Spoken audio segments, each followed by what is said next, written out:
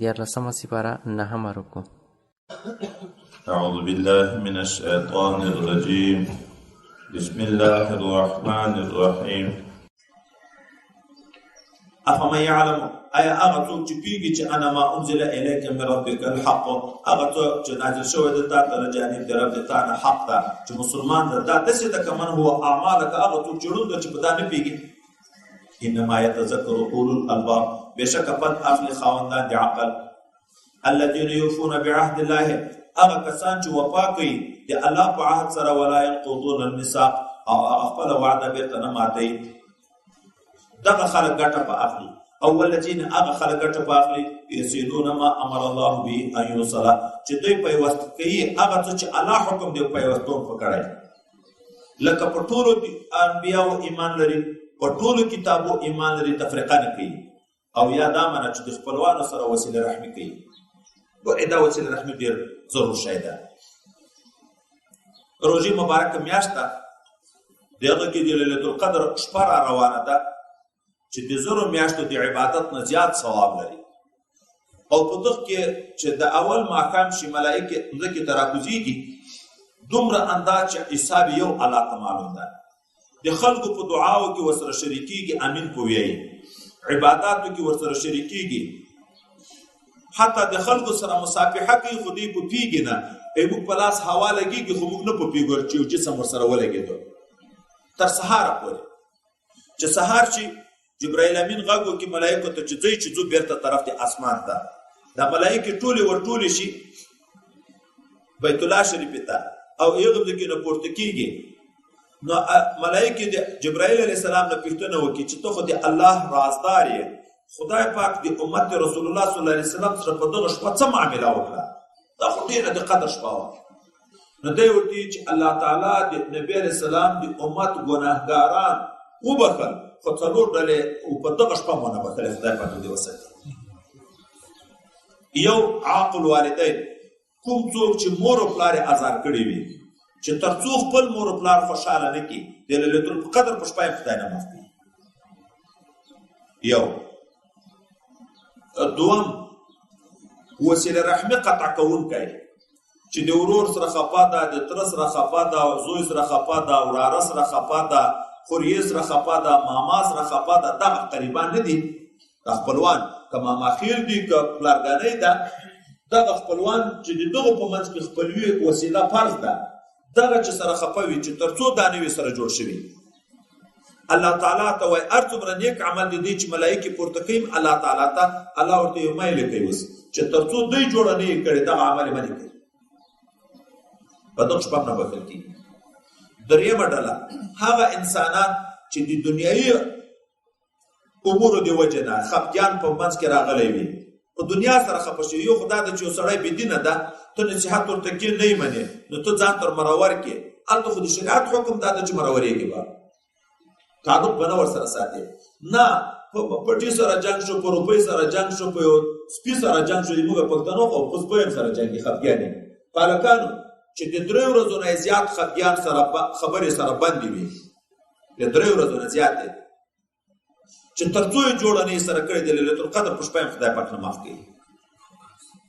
او څلورم مدمن الخمر چې شراب چې کی د شراب نه توبه نه باسي خدای پاک په دغه شپه نه معاف کوي او بهتر انسان هغه ده چې خپل نفس محکوم کی هر انسان ته په خیال کې شیطان داور کوي د خپلوانو په منځ کې چې جنجال وږيږي شیطان دغه کې ډیر کوشش کوي دته په خیال کې داور کوي چې ګوره د ډیر ظلم در سره کوي تا خو د څه کور سره کړ تا او د څه کور سره کړ ته دا وکړه دا هغه دیو بیکاره شیان ورته مخته کوي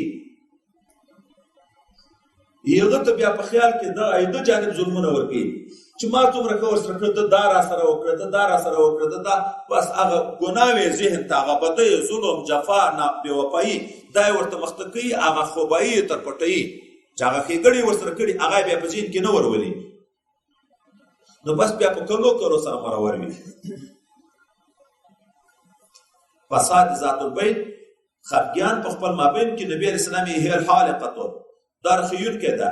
به ودانه ويم چې وشتان رخي دا د انسان نیکي رخیي لکه چاړه باندې چې ویښتان دي بیخش تویږي. دغه خفګانونه چې د مسلمانانو په خپل مابین کې بې موجبه وي دغه هم د انسان نیکي داسې ختموي لکه په چاړه چې ویښتان ټول تویږي. نو خیر د انسان هغه ده چې اول وارې سلام ورواچو، دا یې نه ده راځي تا سلام ورواچو خبر دې تا د طرف نه شروع شو ټول ثواب تا وګټه. او کنه چې په دغه خره سره سپاري ګوره چې سړی قسم هم وکړي چې زه به د ورور سره یا د زوی سره یا د تره سره یا د ماما سره یا د خوریې سره یا د وراره سره نه غږېږم، قسم هم وکړي خو دا قسم به په ځان اړوي. شریعت حکم دا ده دا دې واړئ دغه د کفاره ورکړي او وسیله رحمي دې نه قطع کړي. ولې الله د رحیم سره وعده کړې ده څوک چې تا پالي وصل کوي دې زه به په قیامت کې خپل رحمت ته وصل کوم، او څوک چې تا نه وصل کوي زه به د خپل رحمت ته نه کوم وصل. والذین یصلون ما امر الله به ان یوصل ويخشون ربهم او ډاریږي د خپل رب نه ويخافون سوء الحساب او ډاریږي د بد حساب د قیامت نه. نو دغه خلک چې دي دا اولو الالباب دي پن دغه خلک اخلي. والذین او هغه کسان پن اخلي صبروا چې دوی صبر کوي ابتغاء وجه ربهم لپاره د طلب د رضا د رب خپل. کمالي نقصانونه ورسیږي که جاني نقصانونه ورسیږي یا عباداتو کې تکلیفونه ورته پیدا کیږي په ټولو صبر کوي. واقاموا الصلاه سم قائمي المنز وانفقوا لغيب بما دي غمان رزقناهم چې ماده ته رزق ورکړي سره په پټه وعلانیت په کارا پټو په کارا.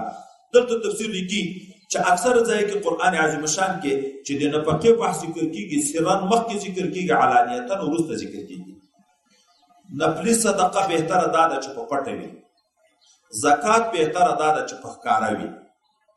ریا خو په دواړو کې نه کې، ریا خو د کوکړه بربادي، خو چې ریا نه وي چې زکات په ښکارا ورکې د پټ ورکولو د زکات نه ښکارا ورکولو کې یو په 25 ثواب زیاتېږي. چې پټ مثلا 25 روپۍ زکات ورکې او په ښکارا 1 روپۍ زکات ورکې. سفیان ثوری رحمه الله په متعلق غالبا راځي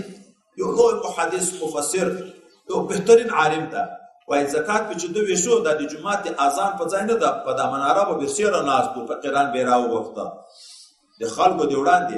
ریا نه کړه.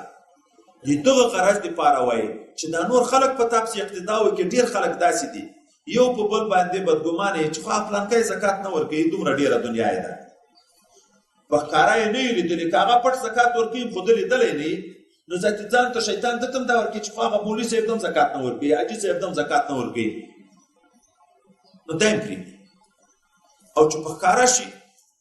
هغه خلکو مرفام شي د خدای پر عزت چې لکه په دې چې زکات فرض ده کنه کې ادا خدای د عذاب ورکړي خو په ما فرض چې نه کور ادا په ما ته خدای عذاب راکړي. اما صدقات چې په کارا نقلی صدقات چې په کارا وکړي او په پټه دومره فرق لري چې په پټه 1 روپۍ صدقه کې په کارا 80 روپۍ په پټه هغه 2 روپۍ ثواب دی دغه 80 نه زیات ده ځکه دا محضن لله عمل ده. زکات دا نشته چې بل چاته خبره ویني. نو سیرن وای مخکې ذکر کوي چې پټه صدقه او علانیتن شاته دې لپاره وای د مسلمان خو به ویت نفلي صدقه ډېره زکات خو په مسلمان اکثر پرڅ کیږي نه. عجب خبره ده وای مسلمان په دومره دنیا ولې ډېری چې زکات په پرڅي ولې به دومره ډېری چې زکات په پرڅي خو چې تر حاجت زیاتې ده خو مخکې موږ تاسو ویل چې تر قلیل عفو چې حاجت نه زیاته و دغه صدقه کول فکر وکړه په دنیا په آخرت کې چې درته پرېګه دي جمع کوي د دنیا ګټه ده چې صدقه کوي د آخرت ګټه ده د آخرت ګټه کده کوي دنیا. وای مسلمان خو به کوشش دا کوي چې دنیا کال چې پوره کیږي دومره نه ډیره کړي چې زکات په دواوي لکه نبی رسول الله چې وی چې کله دغه غرغو د سر زرمات خدای پکرا کی زبې د 3 ورځې زیات جمع ونه ساتم مګر هغه روپۍ په وساتم کدي چا پور ور باندې نیټه پاتې و دغه پور په انداز به 2 روپۍ وساتم چې کله هغه نیټه پوره شي چا پورې ورته سره وعلانیا ويدرؤون او هغه خلک وخيار دي دته ګټه رسي فند اخلي چې دته پکې بالحسنه په نیکی سره د پکې چې اسي اته ګنا په نیکی د پکې پرون مو ویلې ان الحسنات یذهبن السیئات. حدیث مبارک کې راځي انسان د عاجز د ګناه تر وشو چې ګناه وشو درنه وای بیرته کوشش د طاعت شروع کړي عبادت بیرته عبادت وکړي چې خدای پاک هغه د ګناه اثر ختم کړي. توبه وباسه چې خدای پاک د ګناه اثر ختم کړي. دا توبه حسنه ده خو فرض ده باندې نیک عمل ده. ګناه ناروا وه ګناه درنه وشوه دستي د شانه توبه بیرته پسې وباسه چې توبه دې وایسته سیئه به د خدای پاک ختم کړي. صدقه دې وکړه ګناه به د خدای پاک معاف کړي. لمانځه ته لاړې ګناه به د خدای پاک معاف کړي. روژه دې ونیوه ګناه به د خدای پاک معاف کړي. اولئک دغه د دغو صفاتو څښتن لهم د دې دپاره عقبت دار ښه عاقبت د دار د آخرت ده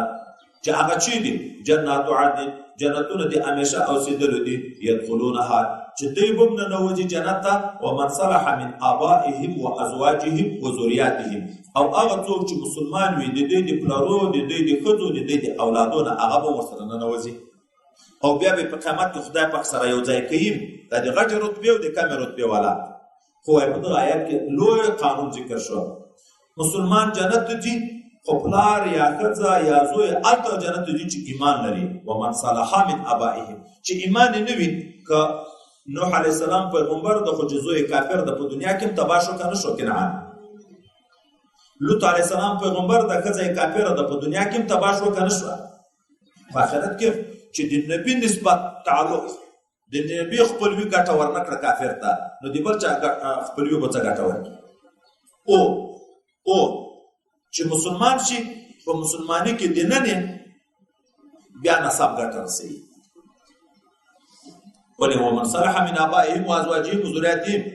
بلکې والحقنا بهم ذريتهم. خودت یو حدیث مبارک را نقل کړی څوک اعتراض کوي چې نن سبا هم د غیر مقلدي دغه ډېر یادوي. وای حدیث مبارک خو راغلی دی چې نبی کریم صلی الله علیه وسلم یې چې ورځ د قیامت چې راشي هر نسب قطع کېږي الا نسب یو د ما نسب پاتې وي. هر سبب و هر نسب ختمیږي. نسب چاته ګټه نه ورکوي یو د ما نسب ګټه ورکوي. دا د امتیاز ده. سعادت مبارکین چې اولاد د ان حضرت صلی الله علیه وسلم ده دغه نسبت نه ختمیږي په قیامت کې. دا نور خو هغه د حدیث کې راځي چې دا نور ختمیږي. موږ جواب کوو چې نه دغه حدیث نه داسې نه معلومیږي چې دا نور نسب ختمیږي. هغه نسب ختمیږي چې اسلام نه وي. ولې موږ تاسې آیات مبارکه ویلی النبي اولا بالمؤمنین من انفسهم وازواجه امهاتهم ویو قرائت کې وهو اب لهم. نبی په مسلمانو تر ځان ډېر مشفق ده. د نبی ښځې د دوی د میندو حیثیت لري. دوی د هغه امت لپاره د پلار حیثیت لري. وایي امت مسلمه ټول اولاد د رسول الله نو بیرته نسب د رسول الله شو.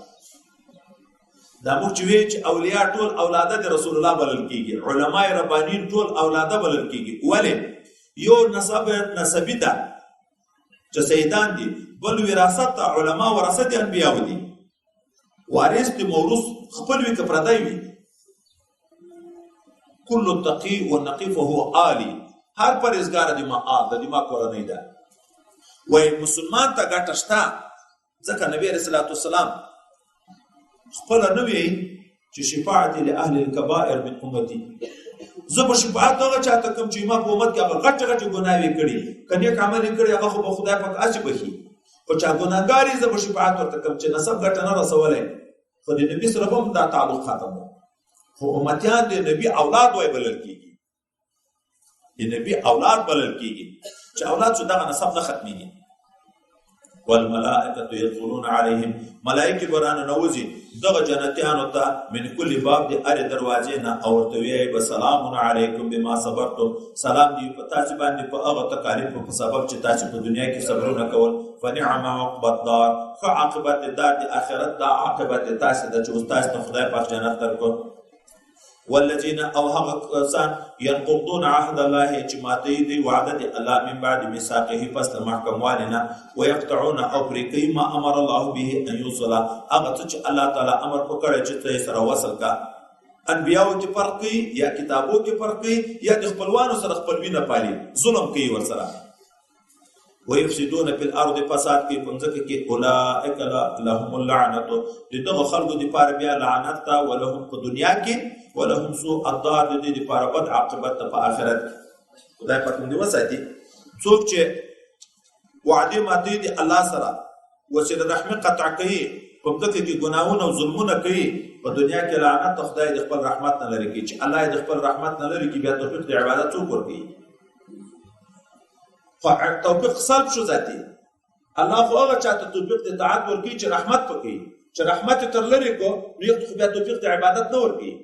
چې عبادت توفیق ختم شو نو جهنم ته ځي الله يبسط الرزق لمن يشاء ويقدر الله پر اخر رزق روزي هغه چاته چې ورته خوخه دي پر اخوالي او تنګي هغه چاته چې خوخه دي تنګوالي دا د الله تقسیم ده دا په دیانت نه ده بنا په عقل نه ده بنا فرنګ نه ده بنا الله تقسیم ده د رنګ کمزوري دی وجود نه کمزوري دنیا یې ځایږي نه خو عالم خو خيار خو بیګا ډوډۍ پورې حیران دي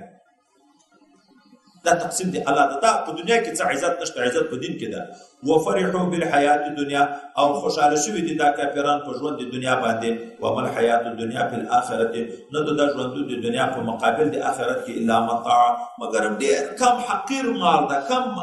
متاع یو عالم چې د متاع لپاره په ترجمه نه پیدم اول بیان کې ما درته ویلو بیا پښتنه په روان شم چې کوچان پراته دي وی جنکه خپل مور دغه وکیا اما جاء الكلب واخذ المتاع مور سپایر هغه متاع ودیته وای ما چې وکړه چې د خله د سپیکر هغه چیرې واچ هغه ور لوخه په پریمینځه وای پس پوښ د دنیا په حقیقت باندې چې الله وی دا د خو دنیا خو دا دنیا متاع ده دا لږ مال دي ګټه ده لکه یو ور د په منځل کې یا دوه ور دا ګټه دی په واخستلو خو به ورځي اصل آخرت ځای د ژوند ده خدای رزق پر اخري چاته تنګي خو چې چا دنیا عشق وي هغه د دنیا په ډیرواله خوشاله کیږي سره لدینه چې هغه متاع او متاع قلیل ده